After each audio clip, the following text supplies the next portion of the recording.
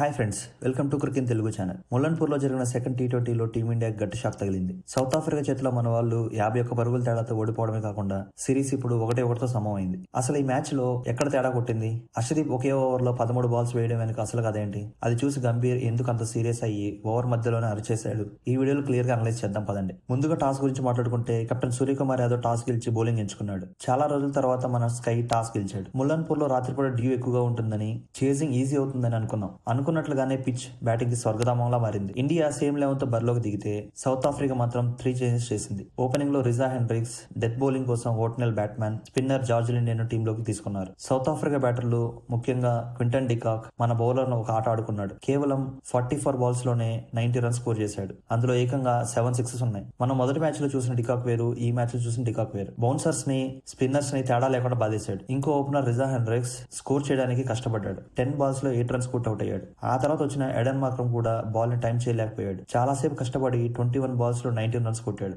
But out అయ్యే ముందు 2 sixes కొట్టడంతో అతని స్ట్రైక్ రేట్ 100 దాటింది. ఒక ఎండ్ లో బ్యాటర్స్ బాల్ ని టచ్ చేయడానికి కష్టపడుతుంటే డికాక్ మాత్రం పూనకం వచ్చినట్లు ఆడాడు. ప్రతి ఓవర్ లో బౌండరీ కొట్టాడు. ఈ మ్యాచ్ మొత్తానికి turning point 11th over. Harshdeep Singh వేసిన ఈ ఓవర్ మనం ఎప్పటికీ మర్చిపోలేం. సెట్ అయిన డికాక్ వైడ్ ఆర్కర్లు వేయాలని ట్రై చేసి హర్షదీప్ ఏకంగా 7 వైడ్లు వేశాడు ఒకే ఓవర్ లో. ఒక్క ఓవర్ లో 13 బాల్స్ వేయడం టీ20 హిస్టరీలోనే ఒక చెత్త రికార్డ్. ఇది చూసి డగౌట్ లో కోచ్ గౌతమ్ గంభీర్ చాలా సీరియస్ అయ్యాడు. అది మన టీవీలో కూడా చూసాం. ఆ ఓవర్ లో మొమెంటం మొత్తం సౌత్ ఆఫ్రికా వైపు వెళ్ళింది. లాస్ట్ 5 ఓవర్స్ లో బ్యాటింగ్ వచ్చిన డొనవెన్ ఫెరెరా, డేవిడ్ మిల్లర్లు కూడా చెలరేగడంతో చివరికి వాళ్ళు 213 భారీ స్కోర్ సెట్ చేశారు. ఈ మ్యాచ్ లో మన bowlers including Bumrah worst bowling చేశారు. Bumrah 4 overs 45 runs without single wicket. ఇది చాలా rare. South Africa innings start అయ్యేసరికి డ్యూ చాలా ఎక్కువగా కనపడింది. మన బౌలర్స్ బాల్ ని గ్రిప్ చేయలేక most of the balls full toss గా వేయడం కూడా చూసాం. సో అందరూ అనుకున్నారు ఫస్ట్ ఇన్నింగ్స్ లోనే డ్యూ వల్ల సౌత్ ఆఫ్రికా ఎంత స్కోర్ చేస్తే మన వాళ్ళ ఆ స్కోర్ ని 15 overs లో చేస్తారని అనుకున్నారు. కానీ అక్కడ జరిగింది వేరు. 214 రన్స్ కొట్టాలంటే పవర్ ప్లే లో దంచి కొట్టాలి. బట్ ఇక్కడ సీన్ రివర్స్.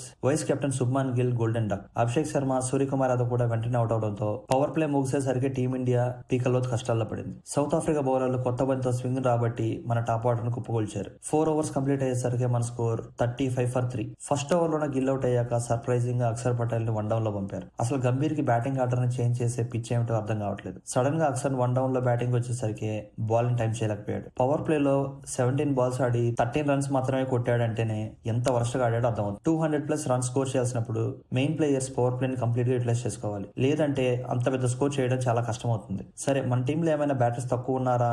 అక్షర్ ని ముందు పంపి వికెట్స్ పడకుండా కాపాడడానికంటే నెంబర్ 8 లో శివం దుబే ఉన్నాడు. నెంబర్ 8 వరకు బ్యాటింగ్ ఉంది. అసలు దేనికోసం అక్షర్ ని 1 down లో పంపారో కూడా అర్థం కావట్లేదు. నేను అనుకోవడం మన వాళ్ళు చేస్ చేయకపోవడానికి మెయిన్ రీజన్ ఈ స్ట్రాటజీ మిస్టేక్ నే. అందరూ ఫెయిల్ అయిన చోట మన తెలుగోడు తిలక్ వర్మ అద్భుతంగా పోరాడాడు. కేవలం 33 balls లో 62 runs స్కోర్ చేసి నేనున్నానని నిరూపించాడు. మిగతా బ్యాటర్ల నుంచి అతనికి సపోర్ట్ దొరికింటే రిజల్ట్ వేరేలా ఉండదేమో. హార్దిక్ పాండ్యా ట్రై చేసిన టైమింగ్ దొరక ఇబ్బంది పడ్డాడు. టీమిండియా చివరికి 162 runs ఆల్అౌట్ అయింది. గ్రౌండ్ లో నిజంగానే డ్యూ చాలా ఎక్కువగానే ఉంది. బట్ మన బౌలర్స్ బాల్ ని గ్రిప్ చేయలేకపోయారు.